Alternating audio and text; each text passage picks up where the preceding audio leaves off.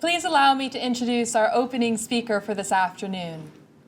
Amber Athey, a senior Blankley Fellow with the Steamboat Institute, currently works as the Washington editor for Spectator USA, addressing issues such as abortion, COVID policy, and progressive sexual ideology.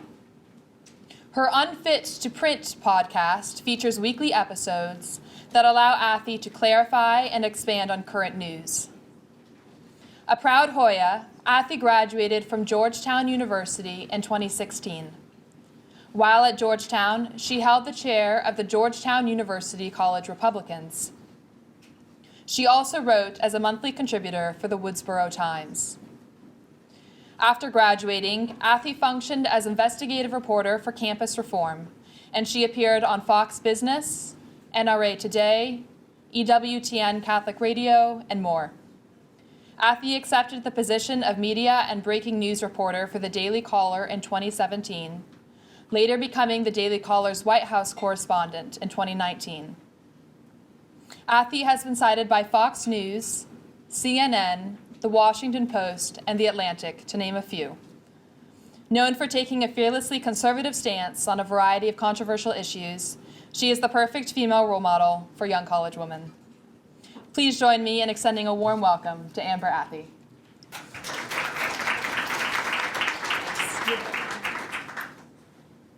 Hi everyone, so good to see you all here today. I am going to tell you guys how to stand up to the woke mob, which I've had more than a few run-ins with, unfortunately. But I want to start by telling you guys a story about how I actually got involved with the Claire Booth Luce Center for Conservative Women, because I think it's pretty informative as to why I react the way I do when people try to cancel me, because they had my back way back when. And so I know it can be really hard when you're in college and it seems like everyone around you is super liberal, and not just liberal, but hardcore progressive, right? Like they don't believe in basic principles of free speech or open dialogue. They just want to silence everybody that disagrees with them.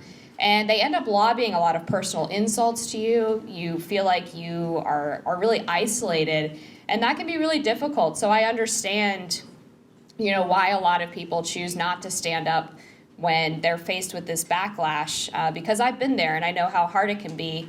But Claire Booth Luce Policy Institute, now Center for Conservative Women, apologies if I make that error a couple times, really helped me form a basis of how to be able to stand up for myself on campus and why it was so important to do so.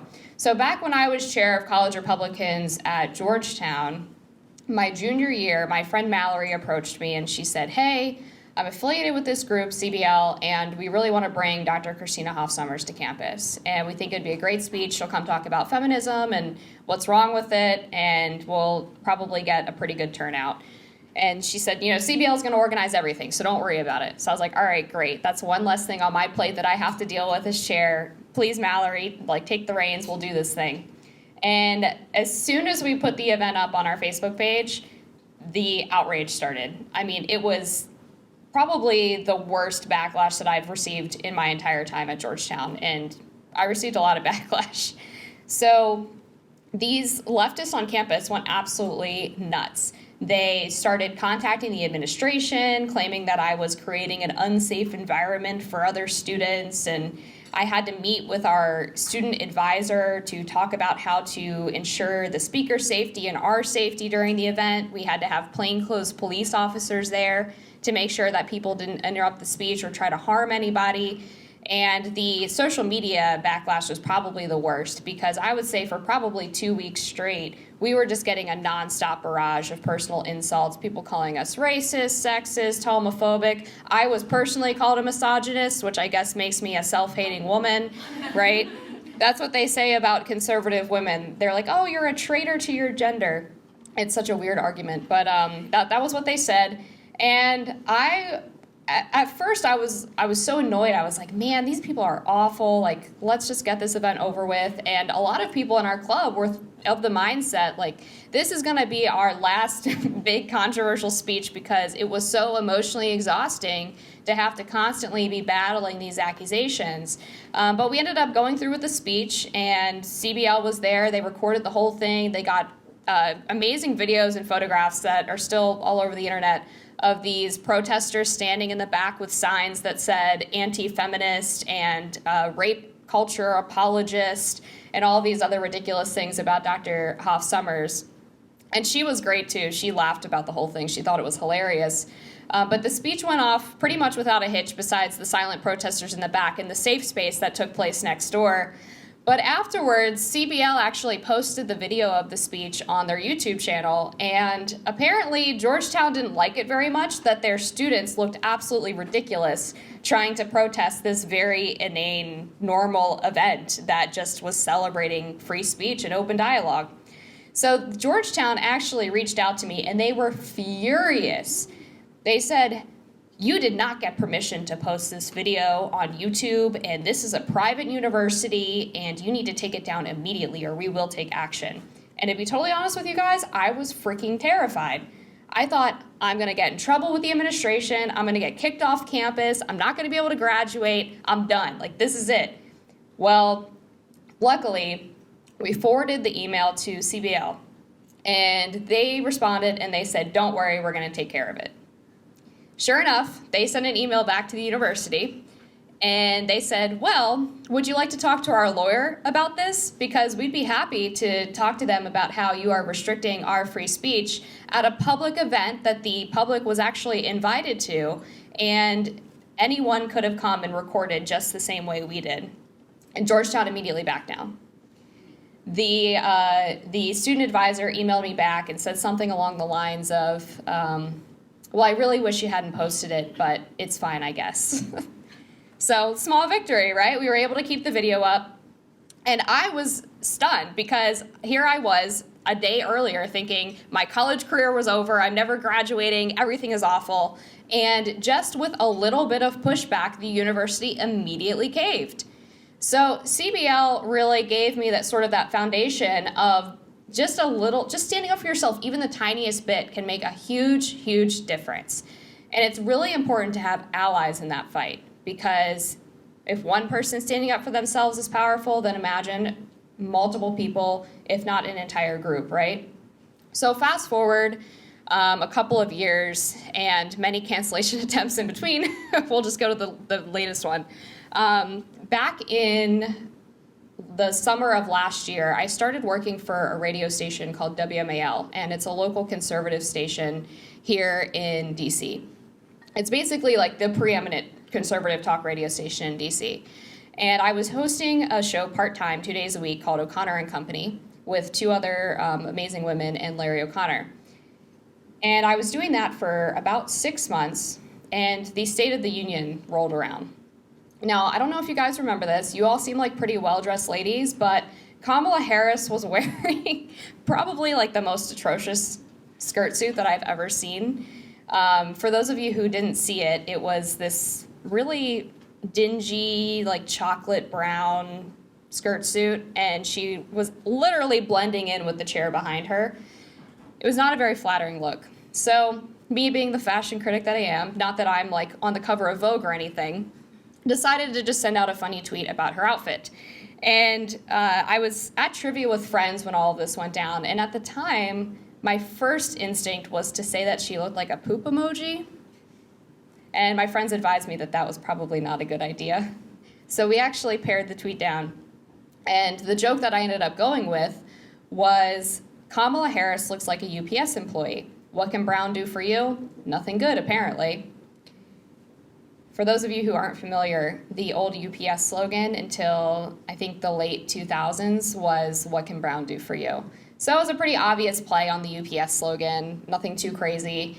And everyone was fine with the tweet for at least a couple of days. I mean, it wasn't like my most viral tweet, but it was fine. And then a couple of days later, something else happened, completely unrelated to that tweet, that led to my cancellation. So a couple of days after the State of the Union, there was a major protest at the University of North Texas. What happened was the young conservatives at UNT decided to bring a speaker by the name of Jeff Younger. And Jeff Younger is a dad in Texas who's currently running for the Texas House. And he lost custody of his son because his ex-wife had convinced the son that the son was actually a daughter. The son's name was James Younger, and the ex-wife had gone to all of these therapists and psychologists and pediatricians, and eventually found one that was willing to say, actually, James is Luna, and Luna likes to wear dresses, and Luna is a girl. And Jeff Younger said, when I have custody of James, James never asks to wear girl clothing. He never says that he's a girl. He never asks to be called Luna. So I think that this is an attempt at brainwashing from my ex-wife. But the courts didn't buy it, and the courts ended up awarding full custody to his ex-wife because he would not agree to socially transition his child. So Jeff Younger goes to speak at UNT, and the trans lobby is furious. So they decide to go and protest the event, and I thought the protests that I got with Dr. Christina Hoff Sommers were bad. These were some of the worst I've ever seen. The protesters in this case actually threatened violence against Jeff Younger as well as the young woman who brought him to speak. They had to hide in a janitor's closet because the speech was interrupted by threats. The police were trying to usher them out, and these trans activists were literally chasing them through the hallways of the university. Absolute madness. Eventually, they were able to get off campus, except the police car was surrounded by more activists. And eventually, the police basically had to just start moving the vehicle, inching forward slowly, until they were able to push some of the activists out of the way. In the process of that, one of the activists rolled their ankle because these people, let's be honest, are not very athletic. So the activists rolled their ankle and insisted that the cop car had hit them and that the police were mowing down activists and the fascist pigs were killing all of the trans activists. And that became, for the left-wing media, the dominant narrative of the speech. Not that the left-wing activists were threatening violence to try to shut down a speaker that they disagreed with, but that they had also tried to block a cop car, but somehow it was the police car's fault for trying to get those people to safety. So that was the impetus for an article that ran in the Rolling Stone, actually, by a guy named Stephen Monticelli, who's a freelance journalist. And Stephen Monticelli was boasting all over Twitter and in the replies of various conservatives talking about how the police had essentially killed a protester. I ended up responding to him and just with a video of what happened, right? You can't dispute a video. They do dispute videos sometimes, but I sent the video. And his followers did not like that I was challenging his false version of events, so they decided that I needed to be silenced, canceled, whatever. They went back in my tweet history, and the first thing that they were able to latch onto was the Kamala tweet. And without the context of the State of the Union outfit, they insisted that the UPS joke, and what can Brown do for you, was about Kamala's skin color, not the outfit that she was wearing.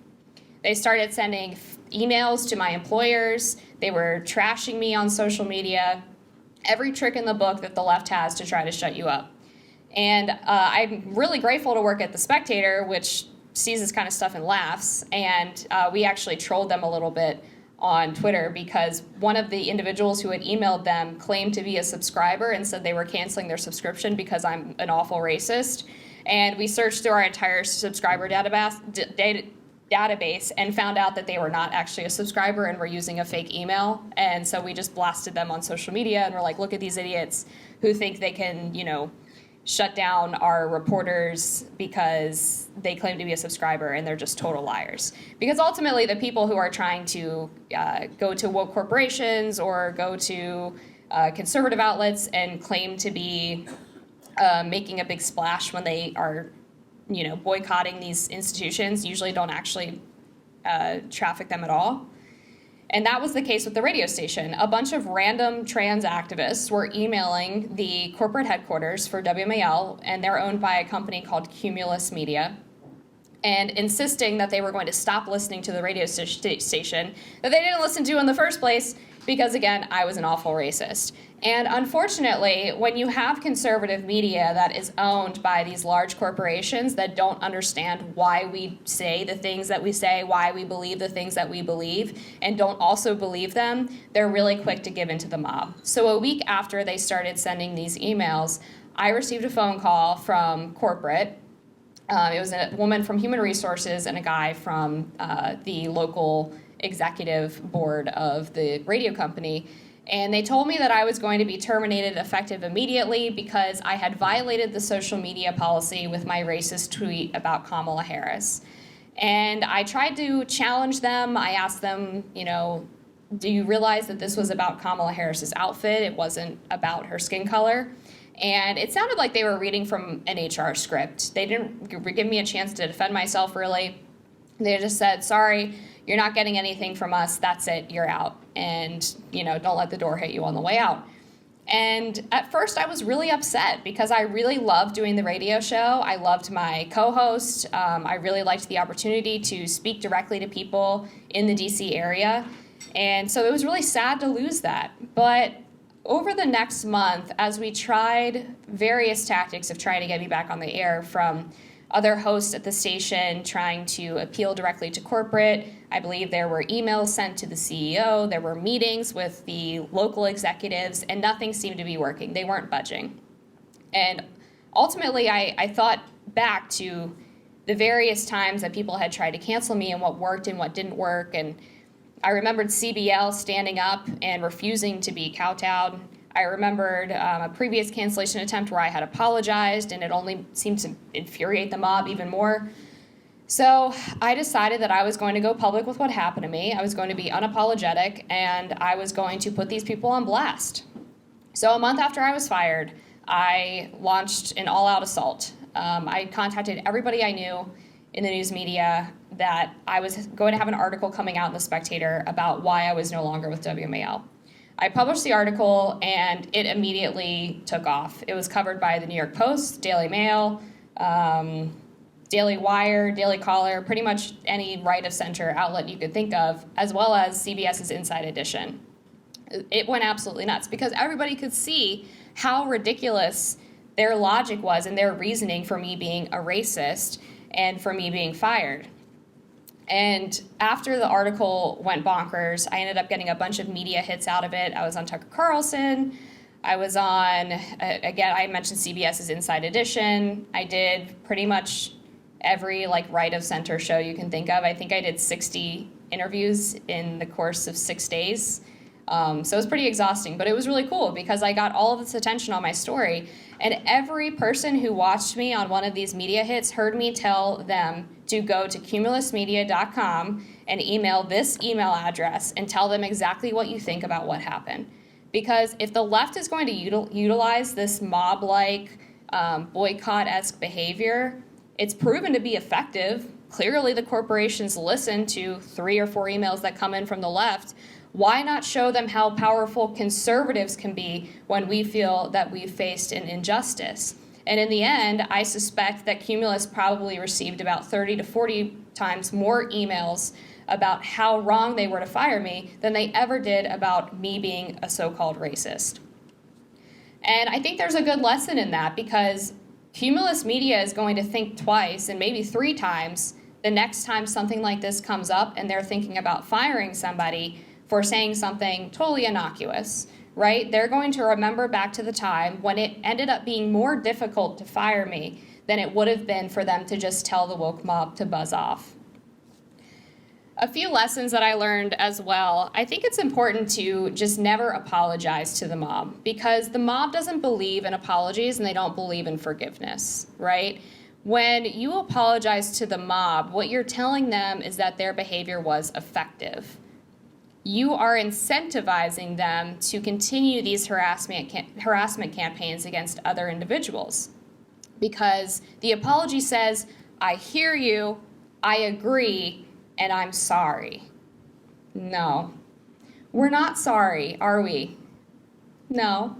Why should you be sorry for saying something conservative, saying something that they disagree with? That's part of life, is that people disagree. You shouldn't be sorry for that. Now, if you make a genuine mistake, that's a different thing. But if they're just coming after you because you said, yeah, biological men shouldn't be allowed to play in women's sports, then don't apologize to them. You don't owe them an apology. You don't owe anybody an apology for having your own beliefs. And even worse, when you apologize, the mob's not satisfied. They want more. The whole point of progressivism is not to get what they want and then be happy.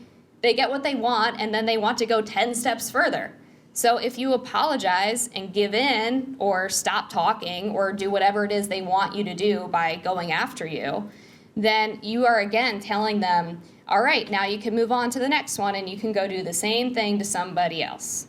So you're paving the way for them to do this to your friends, your family members, your community, every time that you apologize. I also think it's important to find a group of allies and community members who are willing to stand up for you as well. Because again, it can be scary to do it by yourself. And there have been times where people tried to cancel me and nobody stood up for me and I was left by myself and it was an awful feeling. But when the WMAL situation happened, it seemed like the entire conservative community was on my side. And all of a sudden, I became way more powerful than anyone on the left-wing mob. And so for you guys, maybe your community and your allies are your fellow CBL women. Maybe it's other conservatives on your college campus. Maybe it's your friends. But always find a way to band together and support each other because there's absolutely strength in numbers. Ultimately, the left-wing people on your campus who are coming after you are a small vocal minority, right? It's usually only like 15 to 20 people. And I'm pretty sure that most of your college Republicans clubs have more people in it than that. And if not, there's probably enough conservatives who aren't affiliated with a club to form a coalition that is able to fight back so much stronger than the left mob might do. It's also important in these times when people try to cancel you to be able to find comfort in your family and friends. Because in those moments where you are left alone and you feel like you're the only one standing up for yourself, then you have to be able to have that support system just to remind you who you are. When someone is telling you all day, you're a racist, you're a homophobe, you're sexist, what have you, no matter how strong of a person you are, that can start to get in your head and it can start to affect your mental state, right? It can be very isolating, very difficult. So always make sure that you have people in your corner and relationships that you depend on that can remind you of your sense of self, of the things that you really are, and remind you that whatever they're saying about you doesn't matter because those people, they're gonna hate you no matter what you say because you're a conservative. That's just how they are. But there are tons of people who are going to remind you that you're loved and that you're valued and that you're cherished. So make sure that you lean on those people in those hard times when people come after you. The biggest thing that you have to remember is that we have to fight back. Because if we keel over and sit down every time the left tries to challenge us, there will be no conservative activists left. Because they will challenge you on anything and everything. And they will keep going until all of us shut up. That's the left's playbook. It can be really hard to be that first person to stand up, but I absolutely promise you, if you defend yourself and you stand up for yourself, not only will you get a bunch of people reaching out to you privately telling you that they're proud of you and they believe in what you're doing and they support you, but you're also going to see other young women follow in your footsteps because they are going to be inspired by you. You can be a real leader and pave the way for your fellow future activists if you refuse to be silenced in the face of people who want nothing better than to be able to have a free forum for them to espouse their ideas and implement their policies without any pushback. So please, please, please fight back. I believe in you guys. I know that you can do it. The fact that you're here today tells me that you are all strong enough to handle anything the left is going to throw at you. So just stand strong. Know that I'm in your corner. All of these ladies are in your corner. This entire organization is in your corner. And with all of our help, we are absolutely going to take the country back. We're going to champion conservative values. We're going to say that women are women and we are special and we are strong. And we are absolutely going to win. So thank you guys. I think I have time for like 2 questions.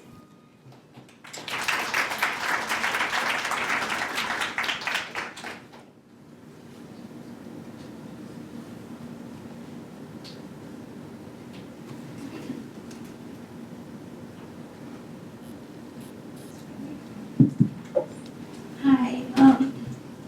It seems like we kind of have a problem in Congress with some Republican members of Congress kind of caving in to the left. So how do you recommend that we try to reel those people in?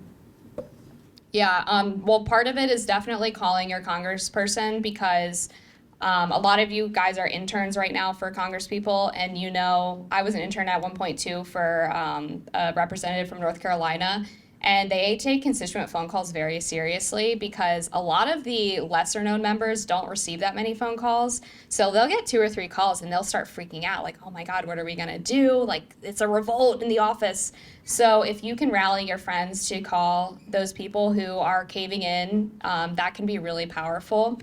And then outside of that, I would say try your best to work for members that you really align with politically, because they need really good staff. And there's a lot of people on Capitol Hill who I think are doing really great work, and it's not seen by as many people as it should be because maybe they don't have as talented of staff or they just haven't gotten the PR that they deserve. So definitely make sure that your talents are being lent to people who really champion your values and who you really align with, because it can be really hard to be in an office where you're, a lower level staff member trying to butt heads with your congressperson. That usually doesn't end well. So I think it's part of it is just helping that, and then also working for campaigns of good people too. I mean, I'm a huge fan of primary challenges of like squishy Republicans. So if you would like to go work for, help somebody get elected who is more on your side, that can be really helpful too. Okay, quick question for you. Number one, I wanted to commend you for the amount of strength that you had during all of those, during all of these issues. There's like a list of them. Yeah, I only mentioned 2 as well. Okay. There's so many more. How did you? No, just kidding. So to follow up with that, how did you find the strength to get through all of this? It sounds like you were supported by a bunch of really great people, but just. Yeah, like on a base level, I would say my family definitely was a big influence in me being able to stand up for myself. My dad was an absolute gem when I was a little girl. I was such a daddy's girl. And he would always tell me when I went off to school, he was like, look, if somebody bullies you, all you have to do is just pop them in the face and they'll never bother you again. Now, I'm not endorsing that, but I'm just saying, like, there's something to be said for if you are just like rolling over every time somebody tries to attack you, then they view you as weak and they will just take advantage. So I think it's important to show people like, hey, I'm not messing around. No matter what you say to me, none of it's going to get to me because I know who I am.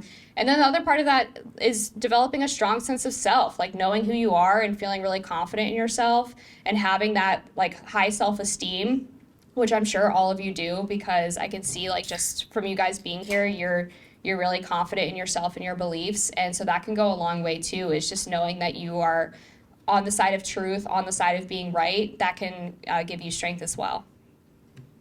All right, I think that's probably it. So thank you guys so much. I appreciate you having me.